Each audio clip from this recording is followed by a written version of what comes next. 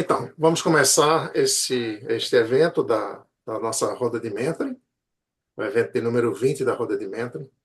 Nosso tema, como o mentoring autêntico pode, né, contribuir para o trabalho dos conselheiros consultivos, junto aos empresários, junto aos fundadores, eu diria até junto dos principais gestores em geral. Né? E para isso nós trouxemos Sandra. Sandra, ela já foi devidamente apresentada na nossa convocação, não é? E para quem assistir a este vídeo gravado, vai encontrar, não é, o currículo de Sandra na descrição do vídeo. Muito bem. Como é o esquema deste evento, para quem nunca participou? É uma coisa tão à vontade, né? A gente gosta de fazer muito as coisas na espontaneidade. Eu vou fazer uma ou duas perguntas para a Sandra, não é? Depois a coisa começa a esquentar e vocês podem começar a perguntar à vontade.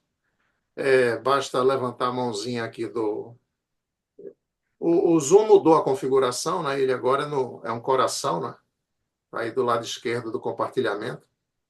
Então tem lá, você clica nesse coração e aparece o levantar a mão, o raise hand, e as pessoas, se houver mais de uma pessoa para perguntar, fica aqui na fila, a gente tem a ordem que cada um clicou aí na mãozinha, não é? Então, Sandra, muito bem-vinda. Este ambiente aqui que é totalmente à vontade. Bom, o espírito dessas coisas você já conhece, né? Sim. E vou lhe fazer uma primeira pergunta para quem está aqui e ainda não tem a noção do que seja o conselheiro consultivo, muito menos da diferença dos conselhos, né? Dos tipos de conselho e de conselheiros que a gente tem. Então, a primeira pergunta é essa: o que é um conselheiro consultivo da empresa? Qual é o trabalho dele? O que é que ele faz? E a segunda o que é que difere esse conselho de outros conselhos dentro de uma estrutura organizacional? Perfeito, Paulo. Primeiro, muito obrigada, é um prazer enorme. Sempre, como o Paulo falou, eu vim acompanhando ele sempre acompanhando, e realmente não tive, a oportunidade de fazer logo na primeira vez, mas quando eu fiz, eu acho que foi aí um divisor de águas, e a gente vai conversar um pouco disso ao longo aqui desse bate-papo. Bom, para a gente começar falando aí um pouco, né, do que é essa questão do conselho consultivo, é muito interessante a gente parar para pensar o seguinte: conselho é uma coisa relativamente nova, né? Isso aqui no Brasil foi mais ou menos na década de 80. Isso começou efetivamente até com a lei das SAs, isso efetivamente começou a ficar mais em evidência. Quando a gente fala de conselho, né, a gente logo vem na nossa cabeça conselhos de grandes empresas, né, e aí a gente pensa naquela coisa formal, burocrática, não tão voltada para um lado mais consultivo. O fato é que a gente tem, obviamente, conselhos de administração que sim, tem esse cunho mais formal, mais burocrático. Tem algumas empresas, né, as empresas listadas em bolsa, por exemplo, elas têm que ter obrigatoriamente o conselho de administração. E aí, como preconiza a IBGC, né, que é o Instituto Brasileiro de Governança Corporativa, né, o foco, o objetivo é exatamente trazer transparência, né, na prestação de contas, cuidar de todo o processo de governança de uma maneira com mais transparência possível nesses pilares. Quando a gente está falando de um conselho consultivo, a gente está falando de uma coisa um pouco menos formal, não é com essa formalidade. O conselheiro não tem aquela obrigação, que inclusive no conselho administrativo, o conselheiro tem obrigação fiduciária, né? Então ele entra ali com o CPF dele também. No caso do conselho consultivo, é um órgão que ele é um órgão, como o próprio nome diz, para aconselhamento. Então, a empresa institui ali um órgão para aconselhamento. A ideia é que seja uma formação de um conselho com pessoas com diferentes perfis, aí vai depender da necessidade da empresa naquele momento. E a gente está percebendo que o conselho consultivo é uma coisa que é muito mais acessível, né, às pequenas e médias empresas que achavam que não tinha, não, isso não é para mim. a gente está conseguindo mostrar que sim, é para pequenas, para médias, inclusive startups. Então, o Conselho Consultivo tem esse lado, né, de instituir, obviamente, trazer as práticas de governança, mas com um olhar mais consultivo mesmo, né? Mais solto. Eu falo que o Conselho Consultivo, eu até acho, assim, é mais solto, é mais.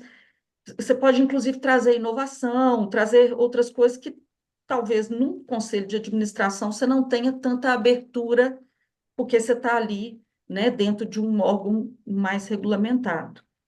É um pouco sobre isso, tá? Para a gente começar, eu acho que tá legal, né, Paulo? Tem mais. A gente pode explorar mais alguma coisa, né? É, Ao longo do bate-papo aí. se alguém não tiver uma pergunta, eu tenho uma pergunta. Naquilo que você explicou agora no começo, seria até que ponto eu poderia dizer que um conselho de administração, ele, eu não diria que os dois não têm um caráter, digamos assim, algo técnico, mas seria até que ponto eu poderia dizer que o conselho de administração é algo que vai mais na estrutura, no funcionamento, e o conselho consultivo pode fazer isso, mas ele pode chegar mais perto. Ele pode ser mais um conselho, não necessariamente da empresa como um todo, mas um conselho para o executivo, para o gestor. Faz muito sentido, isso que você está falando. Inclusive, algumas empresas adotam os dois, tá? Dependendo do tamanho da empresa, ela pode até resolver fazer isso. Como você mesmo falou, ali o conselho de administração ele acaba tendo um cunho um pouco mais formal, e aí, de fato, ele tem um certo distanciamento. O conselho consultivo, a ideia é exatamente você descer, vou falar um pouco, descer ali do pedestal, né? E se colocar lado a lado, né? Você está ali lado a lado com o empresário, e a gente fala muito, né? Assim, que quando você está. Quando o empresário resolve, de fato, montar um conselho, e que tem essa. Até um pouco de humildade também, né? De falar, não, eu quero sim, quero ajuda, e preciso. A gente vai muito numa linha assim. Você está disposto? Porque a gente, antes de transformar a empresa, porque você só transforma uma empresa ou você só evolui a partir do momento que você transforma o empresário. Passa por uma mudança dele, né? Ele tem que querer, né? Então, existe um trabalho que antes a gente até é difícil até porque tem um trabalho prévio que você tem que falar o que que é, porque muitos vêm e falam assim, o que que é a governança corporativa? É um livro? É o que que é? Você vai montar isso, entrega e eu vou seguir? Quer dizer, não é isso, né? Então, assim, e aí entra esse lado que você trouxe e que, de certa forma, é onde casa totalmente com o mentoring, que é a hora que você tem que estabelecer um espaço ali com ele de confiança. Porque o que vai levar o empresário a abrir o negócio dele totalmente para você e deixar que você vai dar pitaco ainda, pitaco no sentido da gente, que eu estou falando, você ainda vai dar o palpite ali, e a gente fala isso, né, que a gente tem que entregar valor, né? Então é um pouco disso, sim, tá, Paulo? E aí, como é que funciona? Ah, deixa o Fernando perguntar. Vamos lá.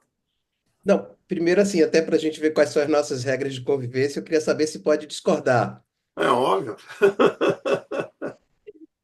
Tá bom, Data Vênia, Sandra, eu acho que você não está falando nada errado, eu compactuo com grande parte das suas ideias, eu só acho que deixar uma percepção que os conselhos de administração, é óbvio que os conselhos de administração têm o rito e são guardião da lei das SA, eles têm minoritários, têm dever fiduciário dos Sim. conselheiros, mas dizer que os conselhos de administração só olham a formalidade e não estão olhando os temas estratégicos da empresa, transformação digital, ser guardião da cultura. Eu vejo muitos conselhos, eu estou no mundo dos conselhos há 15 anos. Meu primeiro conselho foi há 12 anos atrás, na Cacau Show. Eu dou aula no IBGC, então é um tema que eu gosto, né? Perfeito. A gente está sempre aprendendo, até porque o conselheiro Claro. é um coach, né? Então todo mundo hoje é conselheiro e tem muitos conceitos que estão sendo disseminados aí, na minha visão, de forma errônea. A gente conversa bastante isso lá no IBGC e nos fóruns. E aí eu diria o seguinte: existe, especialmente depois da pandemia, que o foco da governança passou a ser criar valor, não só preservar valor, não só agenda de compliance, de auditoria, mas um conselho que vai e cutuca os temas estratégicos, que estão apoiando o C-Level, os conselhos estão se aproximando do senior management. Ah, todas as companhias está acontecendo? Não, mas em muitas companhias eu já tive a oportunidade de apoiar empresas de capital aberto, conselhos, onde os temas estão na mesa, as conversas Sim. difíceis acontecem, então não diria que um conselho de administração, só para fechar o pensamento, se preocupa só com a burocracia. Ele tem uma parte importante, perde-se até muito tempo com isso, mas eu acho que os conselheiros e os conselheiros estão muito empenhados nesta transformação, até porque o mundo está complexo, os desafios estão complexos, então a inteligência coletiva tem que prevalecer. Então, eu não acho que é uma boa percepção, só discordo, tá? De que é só por um Não, lado. mas eu acho que o que você traz até não está assim totalmente contraditório com o que eu disse, não, sabe, Fernando? Eu acho que Ótimo. é super complementar, né? Porque em momento nenhum eu falei que ele só olha para a burocracia. É um pouco diferente, assim. Eu acho que quando eu respondi para o Paulo foi no sentido do distância. Existe sim uma certa, né? Vamos dizer assim, talvez um pouco mais de distanciamento, mas isso que você trouxe, quer dizer, sem dúvida nenhuma, a gente vem falando muito sobre isso, né? Tem que estar na pauta dos conselhos, independente de ser administração ou consultivo. Obviamente, o consultivo, ele acaba tendo um pouco mais de liberdade, assim, pelo fato dele não ter aquele, né, dever fiduciário ali associado. Pode ser que ele tenha um pouco mais de liberdade, mas de forma alguma, a gente fala o tempo inteiro que estar na pauta de conselho, por exemplo, você falou da tecnologia, transformação digital, tem tudo a ver com cultura, né? Então, isso são temas que precisam sim estar na pauta de conselho. E eu concordo com você que tem tido, de fato, uma mudança, inclusive desse olhar, né, de que o conselheiro, ele ele está ali só para, né, como se fosse um deus, né, a parte. Isso tem mudado muito, e eu super concordo. Então, eu diria que o que você trouxe não é completamente contraditório ao que eu coloquei.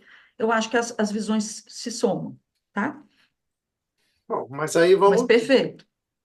beleza, Vamos lá. vamos para o mentoring, né? Eu acho que eu quero fazer uma. Vamos. Vamos lá. Não vamos ficar muito tempo só na questão da definição, porque o nosso foco é o mentoring. Vamos lá. Acho que É, o Edson está na tua mão, né? sim, boa noite a todos. Elcio aqui de Boa Vitória, noite. Espírito Santo. Boa noite. Veja bem, sem dúvida nenhuma, nós estamos vivendo um boom de conselho, né? Tem muita gente, muita empresa formando conselhos, né? Conselho de administração, conselho consultivo, que a gente se vê muito.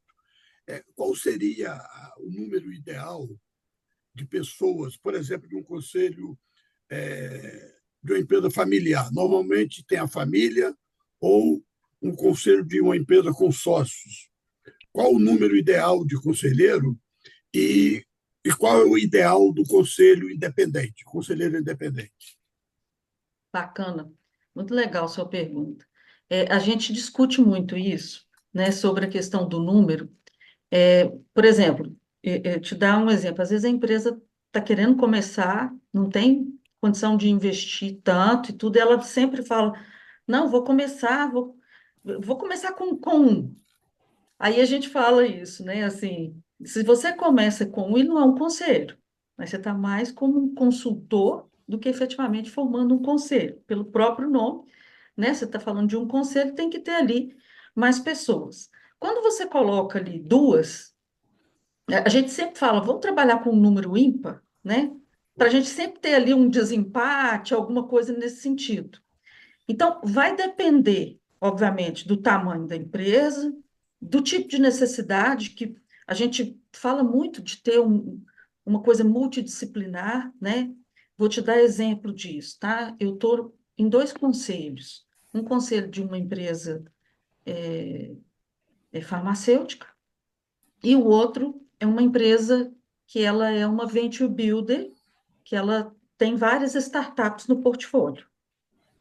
Então, são dois tipos de necessidades completamente diferentes. No caso da empresa, que é uma empresa farmacêutica, a gente está com 3 conselheiros, mas começou comigo, e aí a gente colocou 3. Ela precisava de uma pessoa mais de mercado, um outro de finanças, e me trouxe ali para trazer um pouco de uma visão de inovação, tecnologia e tal. Então, vai depender realmente do tipo da empresa, qual que é vamos dizer assim, a capacidade que ela tem e que tipo de interesse que ela tem em assuntos. Essa outra empresa que eu comentei, que tem várias startups no portfólio, ela já está com 6 conselheiros. Mas aí é porque ela tem várias startups que estão no portfólio, e aí ela preferiu aumentar. Então, isso vai depender muito. Ok. Obrigado. Bom, Sandra, vamos ver agora como é que na prática você enxerga o mentoring sendo útil a essa relação entre o conselho, na verdade, a relação entre conselho e empresa, a relação entre conselheiro e o empresário, né? Perfeito. Não existe mentoring entre entidades, né? Existe mentoring entre pessoas. Então, como que é Exatamente. isso na prática? Como é que acontece isso? Como é que a gente pode perceber que aquilo que aprendemos como atitudes e comportamentos de mentor pode influenciar a sua atuação como mentora, como conselheira? O que você aprendeu sobre ser mentora, como é que isso influencia você na sua relação com o empresário, no seu papel de conselheiro? Não, perfeito. Eu vou, para responder essa pergunta, eu vou falar um pouco por que que eu escolhi fazer essa transição e ir para conselho. Eu trabalhava como executiva, estava já como executiva já há 15, há 10, 15 anos, e aí eu já tinha, dentro na minha carreira ali, eu tinha uma facilidade das pessoas me procurarem meus pares me procuraram para tirar alguma ideia em relação a algum tema.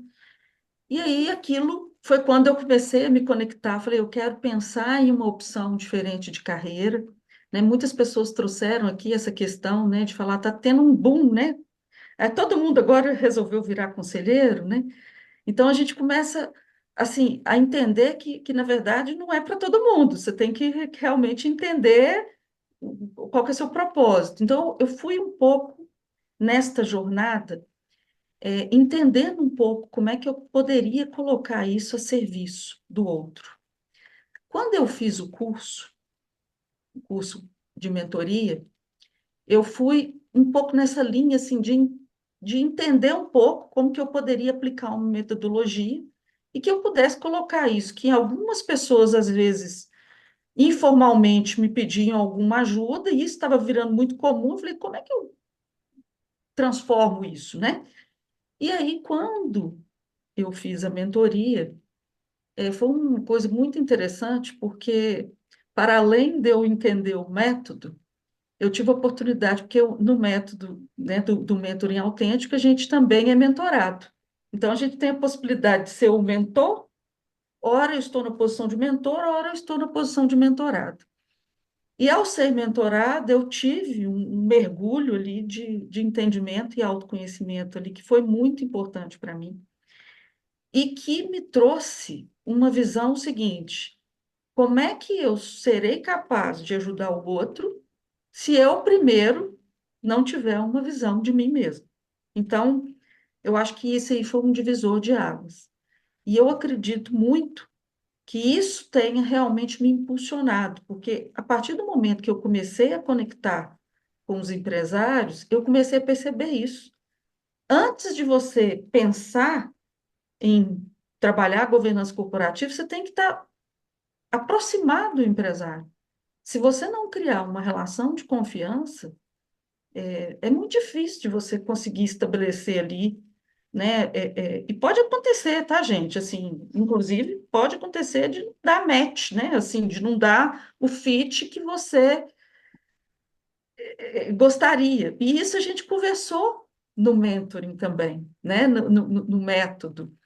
Então, eu acredito que esse olhar, sabe, Paulo, tenha me ajudado muito, porque eu percebi que eu precisaria acessar um lugar que até então eu não acessava, porque enquanto executivo, você já está muito habituado a chegar, montar o time, chegar e fazer as coisas.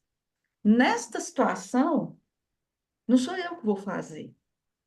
Então, como é que você consegue fazer algum tipo de reflexão, fazer uma pergunta, trabalhar perguntas, né, que você consiga fazer o outro refletir para a ação, sendo que não sou eu que vou fazer. Então, o mentoring autêntico, o tempo inteiro a gente fala sobre isso. Você não vai fazer pelo outro, mas você tem que ser capaz de provocar alguma reflexão no outro. Então, toda vez que eu vou sentar numa reunião de conselho, eu sempre relembro disso. E um outro ponto que eu queria mencionar, além de relembrar essa questão, né, de que eu não posso, não sou eu que vou executar, eu tenho que, obviamente, apoiar, mas eu tenho que fazer perguntas que possam levar a pessoa a querer fazer aquilo, porque se ela não acreditar, não vai adiantar. E o outro ponto é eu conseguir, de fato, entender que eu não tenho mais o holofote. Quem está no holofote agora é o empresário, né? Então, é uma mudança de papel que você vai para o bastidor. E, Ok. e- Quando nós falamos dessa construção de confiança, né, durante as aulas, nós sempre dizemos que há pelo menos três tipos de confiança que o mentorado tem que construir, quer dizer, tem que construir, não, pode construir, em relação ao mentor. A primeira e a mais simples de todas é a confiança técnica. E provavelmente é por causa dessa confiança, que ela pode ser a mais básica de todas, que o mentorado contratou você. Pode ser, por exemplo, por suas competências técnicas enquanto conselheira, pode ter sido o grande motivo pelo qual, né, a empresa contratou você para ser conselheiro. Então, assim, a pessoa vê se aquilo que você faz dá efeito nos outros, né? Você tem competência, tem capacidade para fazer bem o seu trabalho. Isso aí desperta confiança técnica. Mas, na convivência, pode-se despertar um outro tipo de confiança, que é a confiança ética. Ou seja, aquele que eu contratei, Perfeito. eu vejo nele uma pessoa íntegra, correta, segue os princípios éticos que eu acho que são aqueles que eu gostaria de encontrar numa pessoa assim. Então surge a confiança ética. E por acaso pode acontecer, né, uma conexão emocional, até afetiva entre as pessoas, e poderá essa pessoa que contratou você, né, ter em você uma confiança emocional. Ela sabe que você, além de ser muito boa tecnicamente, além de ser uma pessoa que reza na mesma cartilha ética dela, você está fazendo coisas que ele nem esperava que você fizesse, porque ele sente que você gosta de estar ali com ele ajudando. Aí é a tal Muito bom. confiança emocional, técnica, ética e emocional. Esse modelo, a gente poderia entender que é possível existir dentro da relação conselheiro-empresário? Total. Você falou, à medida que você foi falando, eu fui trazendo isso para a realidade, né, que a gente vive ali no dia a dia, né? Assim, num primeiro momento, o que que pode ter chamado a atenção, né?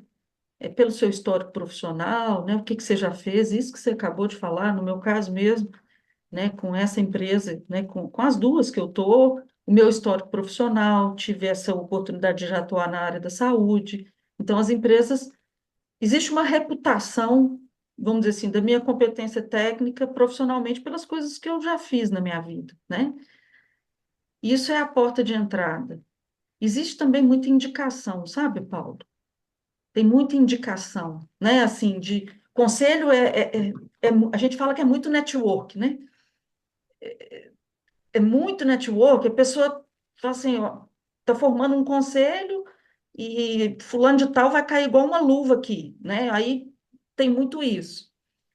Mas na hora que você começa efetivamente a conduzir ali e o processo começa a acontecer nas reuniões, né? Porque as reuniões de conselho tem, inclusive, muitos conflitos, né? Que você precisa lidar. É neste dia a dia que você vai começando a ver essas coisas, elas vão vindo mais para a superfície, né? Essa coisa que você acabou de trazer sobre a questão, né, de como que você vai se comportar, ok? Tecnicamente tá ótimo, mas como é que vai ser a Sandra diante ali de um conflito familiar? Imagina, nós estamos falando de empresa familiar. Como é que ela vai se colocar? Como é que vai ser essa neutralidade, né? Então, isso vai se formando no dia a dia da relação. E pode acontecer de não funcionar, né? Por uma série de questões. Então, você falou da questão ética e depois a questão emocional, né? Que a ética, ok, você está falando do técnico, do ético, agora o emocional pode não rolar de jeito nenhum. Não quer dizer que não vai dar certo, mas pode ser que você não consiga acessar esse lugar da confiança, né? Do empresário te ligar, por exemplo, à noite e te falar uma coisa, sabe aquele negócio assim, assim, assado? Deu errado, deu ruim. Como é que nós vamos fazer agora? Porque o empresário é solitário, né, gente? Muitas vezes. Então, eu acho que você trouxe um ponto super, super interessante. Me fez lembrar isso, tá? Vocês fez sentido aí. Pois é, mas aí vai se construindo, digamos assim, em termos de mercado, uma imagem, uma nova imagem, Eu né? acho que alguém abriu a tela, não foi? Pois é. Alguém tocou aqui numa coisa aqui. Opa, Ah, desligou. tá. É, tocou numa coisa aqui. É claro, a gente guarda conceitos antigos. Marco, já, daqui a pouco, entendeu a palavra. É, Ah, a gente guarda muitos conceitos tradicionais, né, que de repente ficam ultrapassados, né? Uma das primeiras coisas que a gente estuda que eu apresento na aula quando eu falo do mentor é mostrar, né, que mentor não tem nada a ver mais com aquela ideia antiga de que o mentor tem que ser mais velho do que o mentorado, que tem que ser de um grau hierárquico maior e tal, né? Então fica aquela história de imagina, né, quando se imagina o conselho, principalmente na minha cabeça, o conselho de administração da empresa, né? Tem aquela coisa, parece que é um conjunto, fazendo analogia, um conjunto de desembargadores, né? Tá aquela aham. formalidade, aquela, aquele nível de quem está lá no pedestal. Então, assim, quando eu falo de mentoring, e quando eu particularmente falo desse mentoring que eu prego, que é o mentoring autêntico, espontâneo, seja você mesmo, isso se choca muito, né, com a questão da formalidade.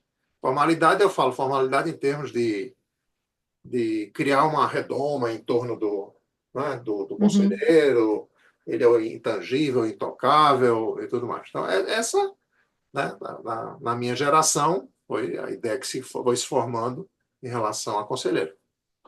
Na ideia, isso mais no conselho de administração. No conselho consultivo, né, como você já colocou, parece haver uma coisa mais aberta, mais próxima, né? Sim. Não há, o conselheiro não está cumprindo um papel tão rígido, digamos assim, no sentido de Uhum. aquela formalidade do outro. Então eu vejo que é a hora de a gente privilegiar aquilo que a gente chama de relação. Ou seja, através de uma relação positiva que você constrói com o outro, você consegue ajudar o outro a crescer, ajudar o outro a se desenvolver. Eu estou falando conselheiro em relação ao empresário. E veja, quando eu estou falando disso, tanto faz eu estar falando agora de conselheiro como estou falando de mentor. É a mesma coisa. Então, essas ideias estão andando em paralelo dentro da minha cabeça e elas estão se juntando, sabe? Uma dando a mão para a outra.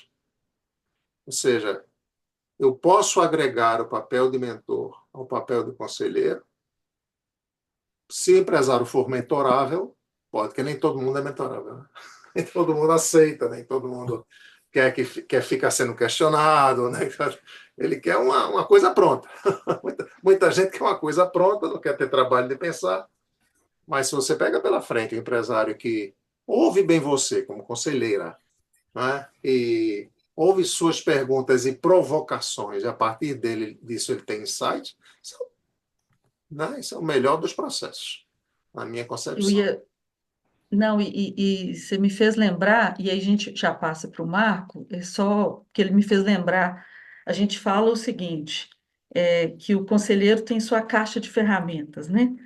Então, ter, eu ter me capacitado e feito o curso, me trouxe mais uma coisa para minha caixa de ferramentas. Então, assim, em que momento que eu, enquanto uma atuação enquanto conselheira, eu posso lançar a mão de uma coisa que o mentoring autêntico me trouxe e que eu estou puxando dali, da minha caixa de ferramentas, mesmo que não seja o rito completo, sabe, Paulo? Assim, não vou. Ele não é mentorável, né? Nesse caso que você deu de exemplo.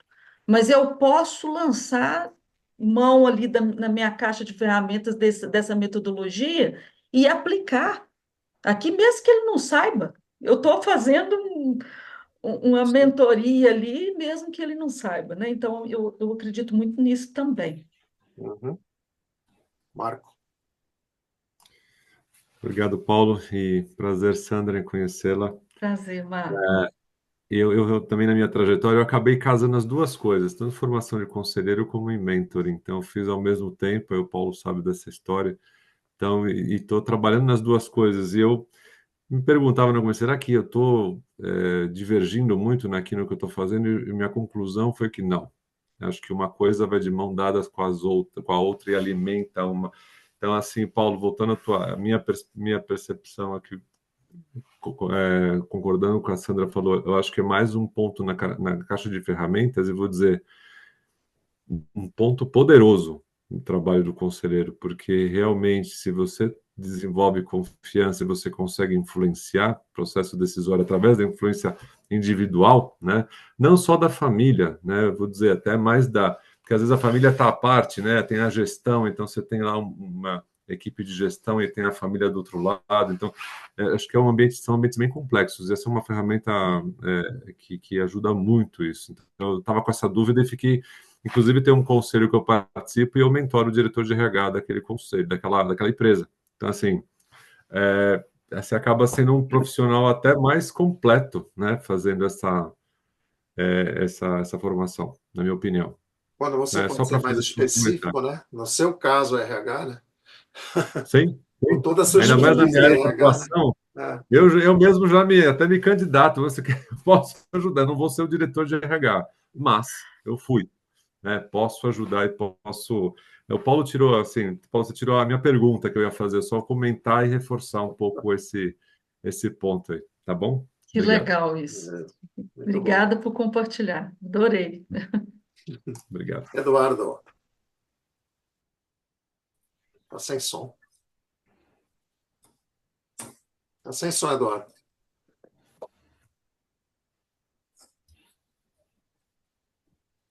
Não, agora fechou, agora abriu, mas mesmo assim não está com som. Deve ter algum problema no microfone dele.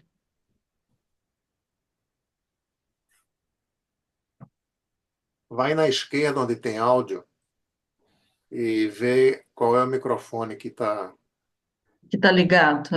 tá ligado.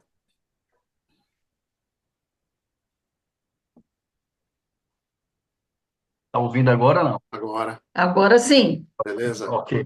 Vamos lá. Estava outra configuração, né? É. Veja bem, eu tenho alguma experiência aí de relações com o conselho e é um tema aí que eu acho que a gente podia aí expandir, mas seria objeto de outra reunião, né? Porque a gente está focando aí em conselho administrativo de empresas privadas com fim de lucro. Existe um outro grupo aí de conselho que é para organizações sem fim de lucro. Que aí é um universo aí que envolve aí associações e institutos, organizações, de um modo geral, fundações, sem fim de lucro. E aí a relação é diferente, né? Porque a relação, no caso do conselho empresarial com fim de lucro, é a relação basicamente com acionistas, né? Com acionistas e conselheiros também independentes. Eu acho que é o caso aí da Sandra, né, de ser uma conselheira independente, ela não é acionista. Isso, isso. No caso de organização sem fins de lucro, os conselheiros não são acionistas, eles são voluntários. E aí entra essa figura do conselheiro consultivo, né, nos dois tipos de organização.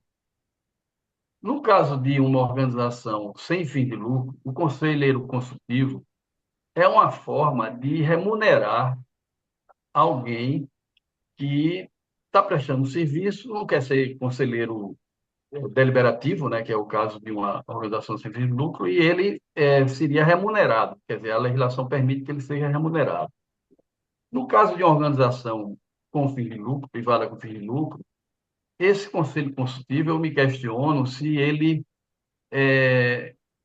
questiono assim, o meu dilema é contratar um conselheiro consultivo ou contratar um consultor para assuntos específicos, né? E a experiência que eu tenho é que sempre a gente declinou do conselheiro consultivo e preferiu contratar o consultor para atuar no que a gente tiver precisando. Então, essa questão de conselho é isso. Agora, indo para a mentoria, eu quero perguntar aí a Sandra e a Paula, aí, quem quiser contribuir.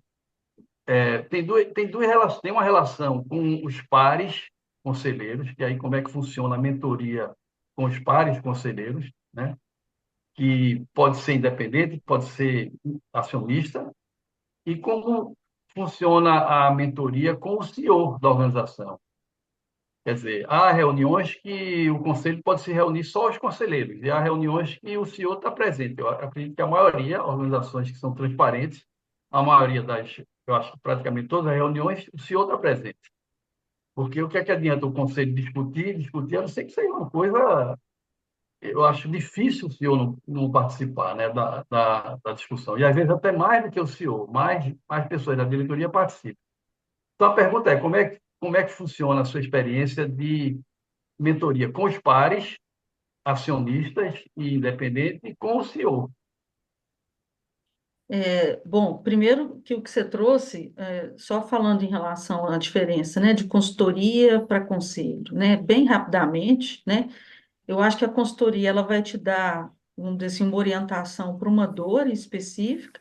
A ideia de você formatar o conselho é para que a gente tenha, de fato, uma abrangência maior, olhando todos os aspectos relacionados à governança corporativa, né? Então, ela vai mais ampla. Quando a gente está falando de, efetivamente, utilizar, né, do aprendizado do mentoring autêntico, né, dessa metodologia, e a gente lançar a mão disso nas relações que a gente tem ali, na atuação enquanto conselheira, enquanto conselheiro consultivo, de fato, a gente está falando de usar desse modelo, né, para a gente ali estabelecer ali a relação cada vez melhor ali, né, obviamente, com quem a gente está atendendo ali, né, com a instância, né, que é a empresa que a gente está atendendo, por meio da figura que se estabeleça. Então, por exemplo, dentro de uma estrutura, né, quando você monta o conselho, você estabelece, ó, o conselho vai ter, sei lá, reunião, esse que eu estou, por exemplo, a gente tem reunião quinzenal, né, com o CEO, e reunião mensal, que é com o CEO e o board, que tem diretor e tem gerente, tá? Porque entra média gerência também, empresa pequena, então você não tem tantas diretorias. Então, vai de acordo com essa, né, com essa dinâmica, mas sem dúvida nenhuma, durante todo esse processo, por exemplo, eu converso com um a um, eu tenho conversa com as pessoas todas, porque a gente, enquanto conselheiro, você não vai conversar só com o CEO, você tem que conversar, você tem que conhecer as pessoas. Então, a gente tem esses momentos, e isso o senhor sabe que a gente, né, tem essa conversa, a gente estabelece esse tipo de conversa. Em algumas situações é necessário, porque tem coisa que não vem à tona no meio de uma reunião de conselho. Pode até acontecer de vir alguma coisa lá, mas você vai ter que, depois que acontecer algum conflito, alguma coisa, você tem que voltar e conversar com cada um, né? Porque, então, é um trabalho. Eu falo muito que é o seguinte, às vezes a gente tem ali você vai ter uma remuneração, né? Você falou de remuneração, você vai trabalhar 4 horas por mês, dando um exemplo. Olha, não é nada disso, a gente vai trabalhar muito mais e conselheiro não tem taxímetro ligado. Vai te ligar, você vai conversar, você vai ter que, sabe? Então, são várias as situações que a gente lança mão de uma coisa do mentoring.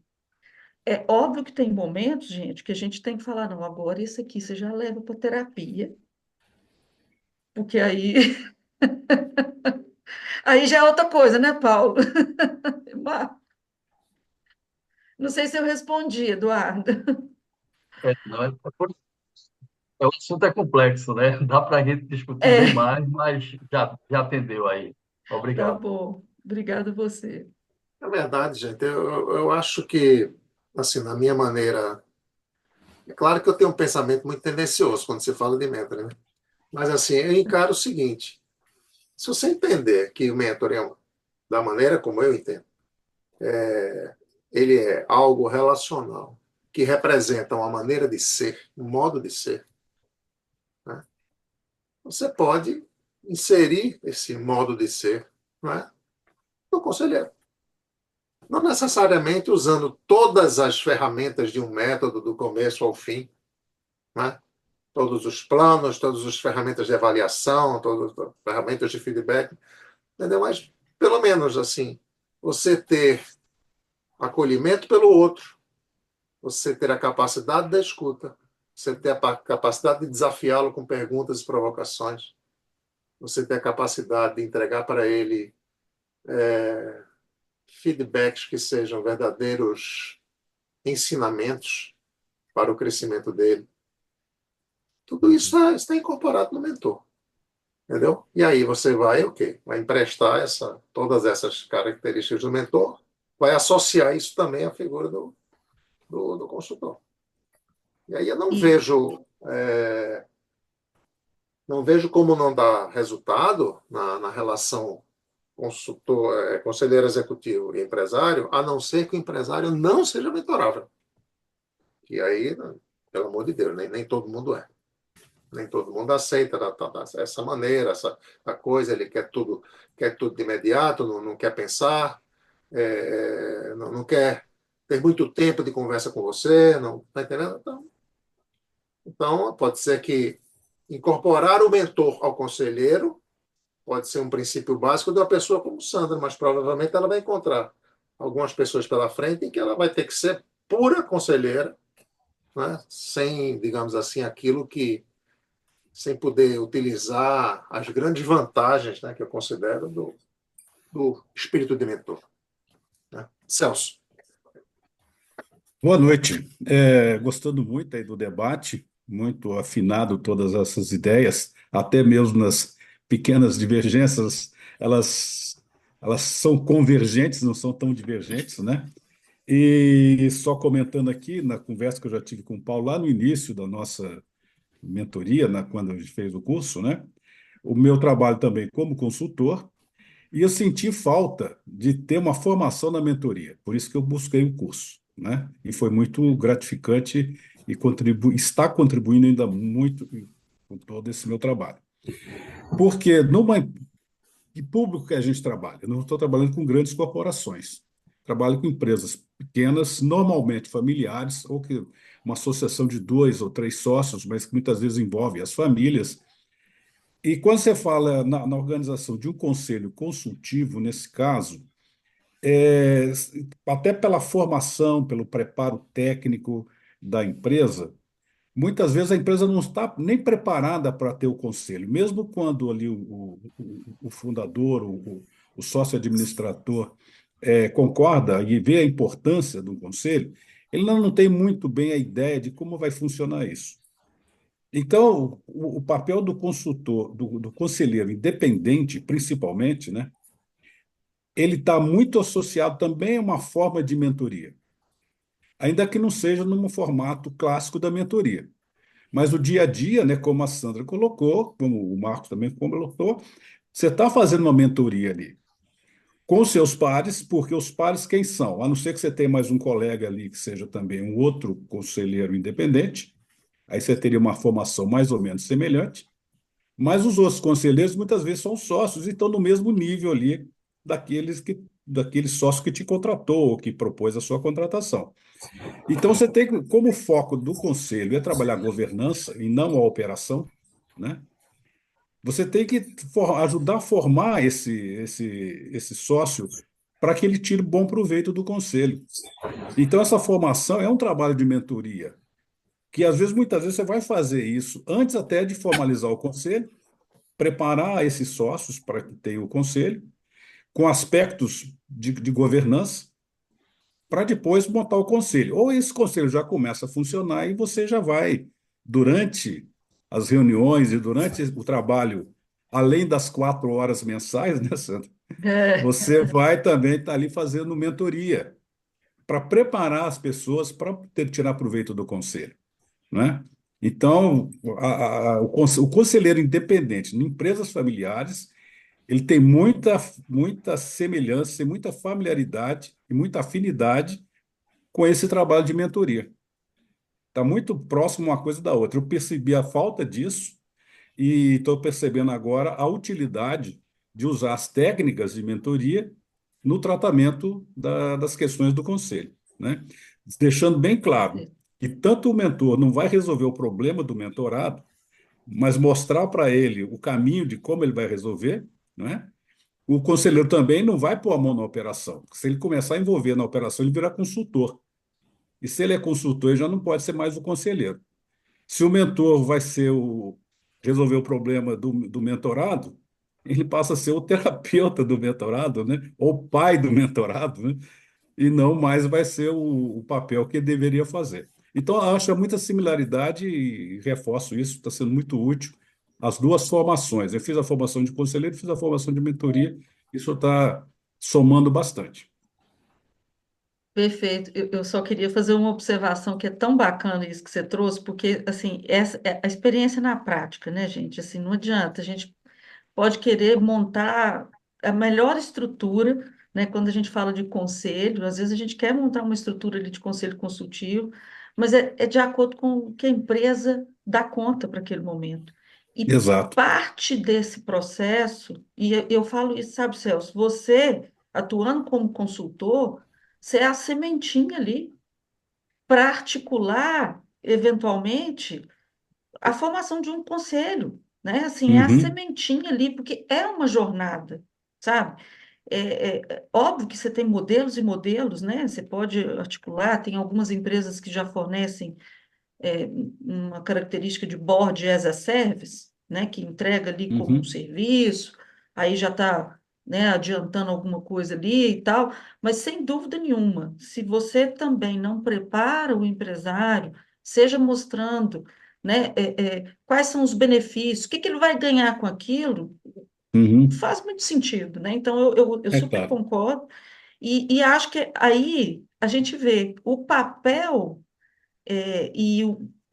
na caixa de ferramentas ter o mentoring, né? Essa capacidade da gente usar disso é uma coisa que está intrínseco à atuação do consultor, do conselheiro, quer dizer, mesmo que a gente não encontre o ambiente todo favorável, a gente tem condição de plantar aquilo ali para que em algum momento a gente possa, sim. E eu acho que eu até comentei com você, Paulo, que tem uma pessoa da diretoria de uma das empresas que eu estou aconselhando, que eu estou querendo oferecer para ele o oferecer para ele o mentoring mesmo, sabe? Assim, o pacotinho, fazer um PDM com ele, sabe? Eu ainda estou articulando para conseguir isso, mas de novo, eu já estou usando algumas técnicas, mesmo que ele não saiba, entendeu? Isso. Mas eu já Uhum. estou utilizando. Pois é. Essa, essa evolução do, digamos assim, do papel puro e simples do conselheiro para o papel do conselheiro sendo mentor, né? E daqui a pouco, dependendo da conexão que você cria com o indivíduo, né? Você vai ser muito mentor ou muito mentora. Isso pode acontecer também com o consultor. Ou seja, você Pode. entra no processo para entregar as coisas prontas, mas na medida em que as coisas vão sendo implantadas, e você tem que dar assistência enquanto consultor, começa a surgir situações de desafio, situações que exigem reflexão, né? Pesar, encontrar uma nova solução. E se você, como consultor, começa a desafiar o seu cliente a imaginar situações de solução e ele aceita isso, você começa a derivar da pura consultoria para também a mentoria. E aí Isso você eu está vivo. entregando valor, né, Paulo? Isso eu vivo Desculpa. quando eu implanto programas de mentoring nas organizações. Existe uma figura chamada coordenador do programa, ou coordenadora, e essa pessoa vai receber de mim todas as informações, todos os materiais, ferramentas e tal, para implantar, recebe treinamento e tal. Vamos lá, começa a colocar. No início é só técnica. Aplica aqui, aplica ali, aplica ali. Na medida em que começa a desenvolver os relacionamentos, os mentores e os mentorados, começam a ver as questões relacionais, né? As questões de adaptação de mentor para mentorado, e começam a surgir os desafios, essa pessoa, que é o coordenador, vem para mim, começa a discutir comigo, eu começo a desafiá-lo a encontrar as soluções, e começo a discutir tudo isso e tal, e ele vai crescendo, essa pessoa vai crescendo, porque ele tem uma bagagem, tem uma maturidade, digamos assim, né? E geralmente é uma pessoa do RH muito bem preparada. E com o tempo ela vai assumindo as soluções já, sem nem mais perguntar para mim. Só vem conversar comigo para eu validar. Olha, já aconteceu isso. E aí, assim, no ano passado ela me perguntaria o que é que deveria ser feito. Mas no segundo ano de trabalho, ela já vai dizendo, aconteceu isso, eu já fiz assim, assim, assim. O que é que você acha? E geralmente a pessoa acertou em cheio, entendeu? Você já fez, ou seja, aí você fica super feliz. Eu entrei aqui para ser consultor, terminei sendo mentor e já vi que a pessoa foi desenvolvida. Está lá desenvolvida para seguir sozinha, nem precisa mais de mim. Que é o grande momento do mentor quando ele descobre que isso aconteceu, né? Ou seja, seu trabalho foi tão bom, o mentorado foi tão bom, essas coisas se juntaram, ele teve tanto sucesso, né, que ele não precisa mais de você. Você Então, falou uma coisa super importante aí, né? Da questão de entregar valor, né?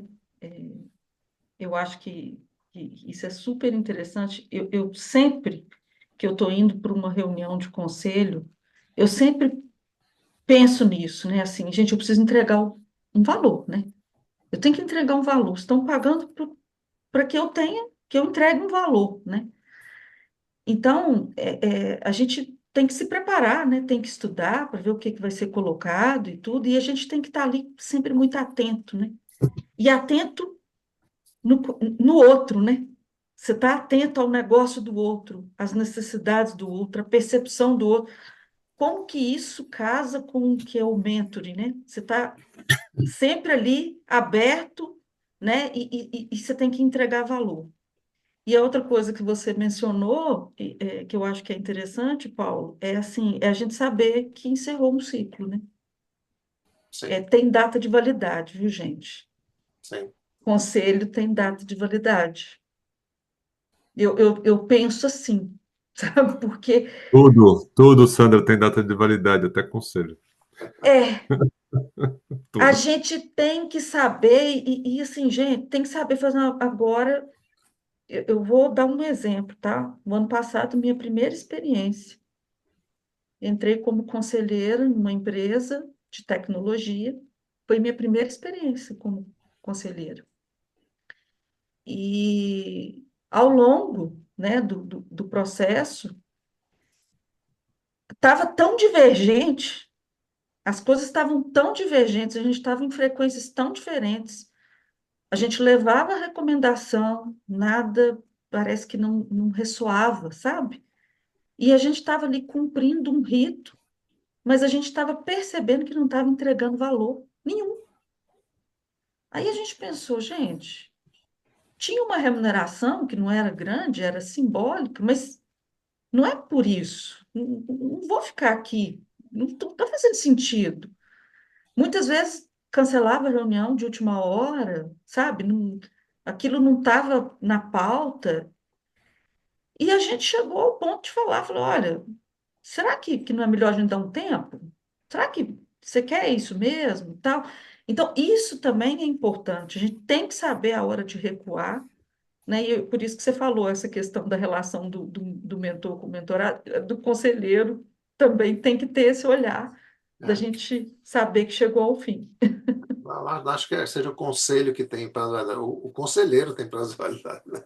É, Porque vão surgir outros exatamente. desafios de que outros conselheiros poderão atuar de maneira mais precisa, talvez. Não sei. Por aí. Isso. Celso. Não, isso que a Sandra colocou é muito importante. É, da hora que você sente, é dos dois lados, tá? Pode ser que a empresa não está satisfeita com sua atuação, evidentemente ela tem todo o direito de trocar o conselheiro, mas o conselheiro também, se não tem ressonância, o que ele está fazendo lá? Tem uma depreciação pro profissional, né? É. E uma coisa muito interessante que a pessoa tem que ter em mente é o seguinte: ética. Se a empresa, às vezes o caminho da empresa não é aquele caminho ou da governança ou o caminho de alguma atitude que você não concorda, caia fora, porque não é uma remuneração É. de conselho que vai fazer uma diferença do cara que já está no nível de conselheiro. Eu acho que essa independência também o conselheiro tem que ter, né?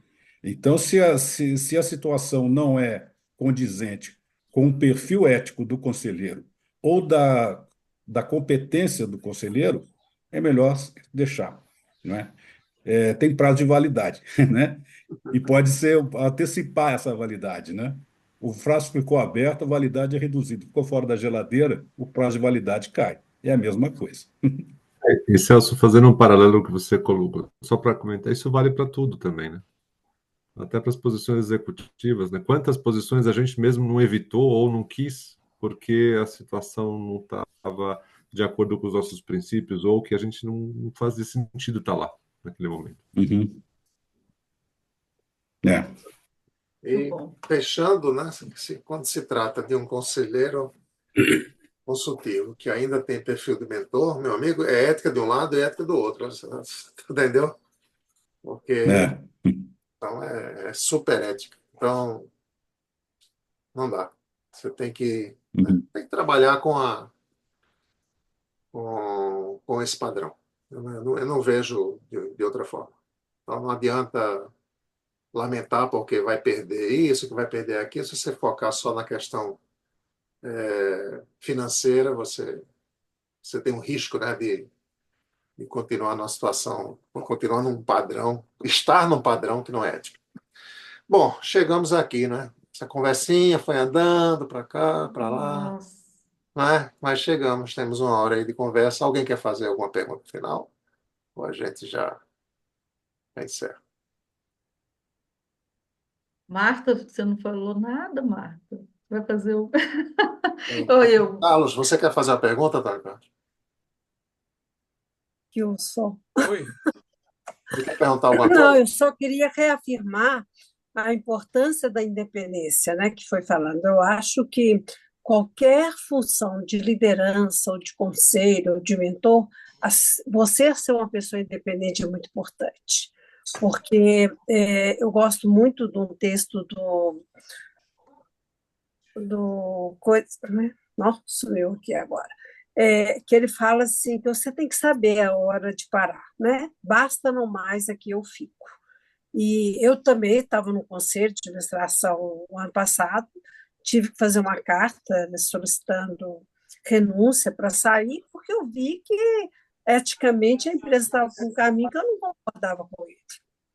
Mas se você é uma pessoa dependente, muitas vezes fica naquilo ali, porque você precisa daquilo ali, é um desastre total.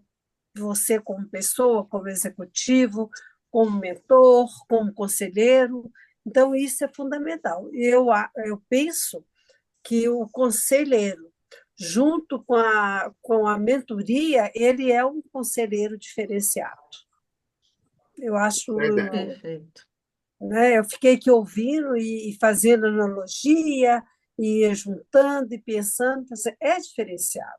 Esse saber ouvir, ele saber fazer a confiança, porque tecnicamente ele tem que ser nos dois, ele tem que ser bom naquilo. Mas se o outro lado das relações, a mentoria ajuda muito o conselheiro. Então, eu acho isso muito Perfeito. importante. É isso, esse é o ponto. Você, Marta, Muito fez bom. uma síntese de tudo que a gente falou aqui, do que a gente queria do encontro. Obrigado. Sensacional. Muito bom, gente. Muito obrigado. Sandra, obrigadíssimo Eu que te pela agradeço. participação. Obrigado a Sandra, todos. foi ótimo, viu? Obrigada, querida. Obrigada a Muito bom. todos. Paulo, Gratidão. obrigada a Boa todo discussão. mundo. E Foi até a ótimo. próxima. Foi uma discussão ótima. Obrigado, Sandra. Obrigado, Paulo. No YouTube, né? Canal Erlich, YouTube. Vocês terão daqui a mais alguns, sei lá, uns 30 minutos, vocês têm isso lá. E se quiserem compartilhar com quem não veio, você acha que pode ser útil, então o link vai estar lá para você compartilhar. É só entrar no canal Erlich, tem uma playlist chamada Roda de Mentoring. Então vai estar lá no primeiro lugar. Ok? Ok. Obrigadíssimo. Muito obrigada, Obrigado. Boa noite gente. para todos aí. Muito bom. Obrigado, pessoal. Boa noite. Obrigada a Tchau, tchau. todos.